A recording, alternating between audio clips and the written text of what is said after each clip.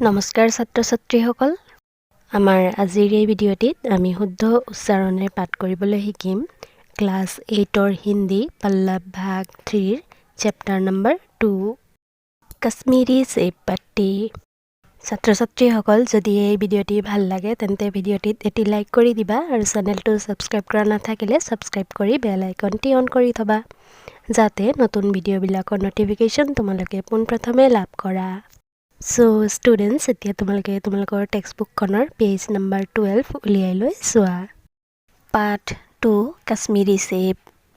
कश्मीरी सेब प्रेमचंद जी की एक छोटी सी पर बड़ी ही प्रासंगिक और शिक्षाप्रद कहानी है। अपनी असावधानी के कारण ग्राहक किस प्रकार दुकानदार की मीठी मीठी बातों से ठगा जाता है, कहानी में इसका रोचक वर्णन है। दुकानदार की बातों पर भरोसा करके जिस खुशी से लेखक सेब खरीद कर घर लाए थे, सुबह उन सेबों को देखने के बाद उनकी खुशी गायब हो जाती है। सड़े हुए सेबों को देखकर उन्हें ठगे जाने का एहसास होता है। यह बात बिल्कुल सही है कि कोई भी सामान खरीदते समय यदि हम सावधानी नहीं रखेंगे, ठीक से देख परख कर नहीं खरीदेंगे, तो लेखक की तरह हमें भी कश्मीरी सेब ही मिलेंगे। इसीलिए कहानीकार प्रकारांतर से कहना चाहते हैं कि जागो ग्राहक जागो। कल शाम को चौक में 2-4 ज़रूरी चीज़ें खरीदने गया था। पंजाबी मोबा फरोशों की दुकानें रास्ते ही में पड़ती है। एक दुकान पर बहुत अच्छे रंगदार गुलाबी सेब सजे हुए नजर आए। जी ललचा उठा। आजकल शिक्षित समाज में विटामिन और प्रोटीन के शब्दों में विचार करने की प्रवृत्ति हो गई है। टमाटो को पहले कोई सेहत में भी ना पूछता था, अब टमाटो भोजन का आवश्यक अंग बन गया है।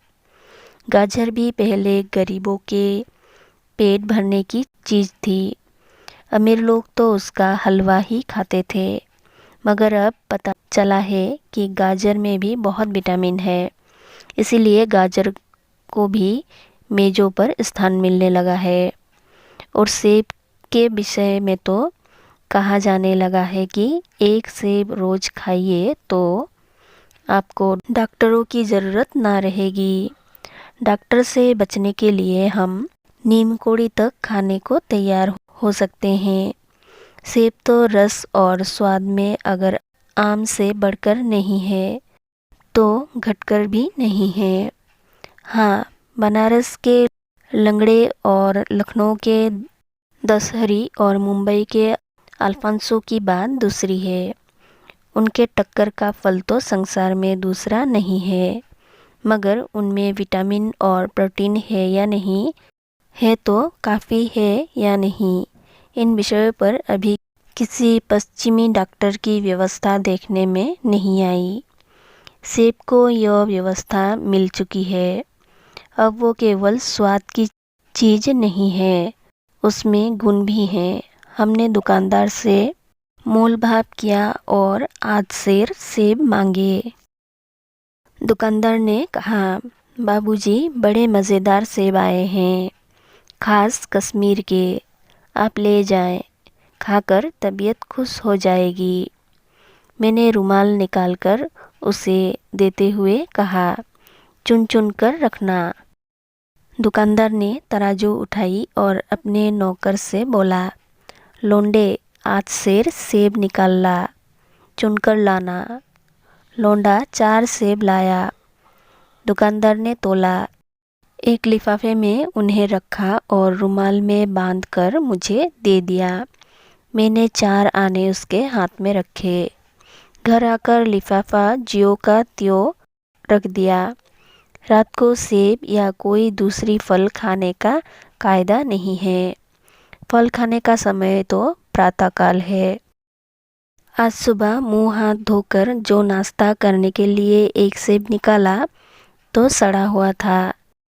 1 रुपये के आकार का छिलका गल गया था। समझा रात को दुकानदार ने देखा ना होगा। दूसरा निकाला, मगर यह आधा सड़ा हुआ था। अब संदेह हुआ, दुकानदार ने मुझे धोखा तो नहीं दिया। तीसरा सेब निकाला, यह सड़ा तो न था, मगर एक तरफ दबकर बिल्कुल चिपक गया था। चौथा देखा, वो यूं तो बेदाग था, मगर उसमें एक काला सुराख था, जैसे अक्सर बेर में होते हैं। काटा तो भीतर वैसे ही धब्बे जैसे कीड़े बेर में होते हैं। एक सेब भी खाने लायक नहीं। 4 आने पैसे का इतना गम न हुआ जितना समाज के इस चारित्रिक पतन का। दुकानदार ने जानबूझकर मेरे साथ धोखेबाजी का व्यवहार किया। एक सेब सड़ा हुआ होता तो मैं उसको क्षमा के योग्य समझता, सोचता उसकी निगाह न पड़ी होगी, मगर चारों के चारों खराब निकल जाए, यह तो साफ धोखा है। मगर इस धोखे में मेरा भी सहयोग था। मेरा उसके हाथ में रुमाल रख देना मानो उसे धोखा देने की प्रेरणा थी।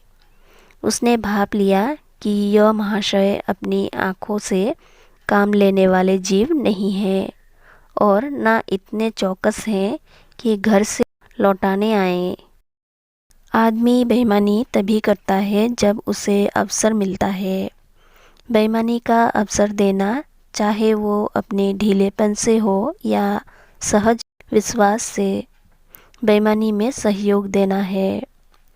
पढ़े लिखे बाबुओं और कर्मचारियों पर तो अब कोई विश्वास नहीं करता। किसी थाने, कचहरी या म्यूनसिपालिटी में चले जाइए, आपकी ऐसी दुर्गति होगी कि आप बड़ी से बड़ी हानि उठाकर भी उधर ना जाएंगे। व्यापारियों की साख अभी तक बनी हुई थी। यूं तेल में चाहे चटाक आज चटाक कस लें, लेकिन आप उन्हें 5 की जगह भूल से 10 के नोट दे आते तो आपको घबराने की कोई ज़रूरत न थी। आपके रुपए सुरक्षित थे। मुझे याद है, एक बार मैं मुहर्रम के मेले में एक खोमचे वाले से 1 पैसे की रेवड़ियाँ ली थी और पैसे की जगह अठन्नी दे आया था। घर आकर जब अपनी भूल मालूम हुई तो खोमचे वाले के पास दौड़ा गया। आशा नहीं थी कि वो अठन्नी लौटाएगा, लेकिन उसने प्रसन्न चित्त से अठन्नी लौटा दी और उल्टे मुझसे क्षमा मांगी। और यहाँ कश्मीरी सेब के नाम से सड़े हुए सेब बेच जाते हैं। मुझे आशा है पाठक बाजार में जाकर मेरी तरह आंखें न बंद कर लिया करेंगे, नहीं तो उन्हें भी कश्मीरी सेब ही मिलेंगे। लेखक प्रेमचंद।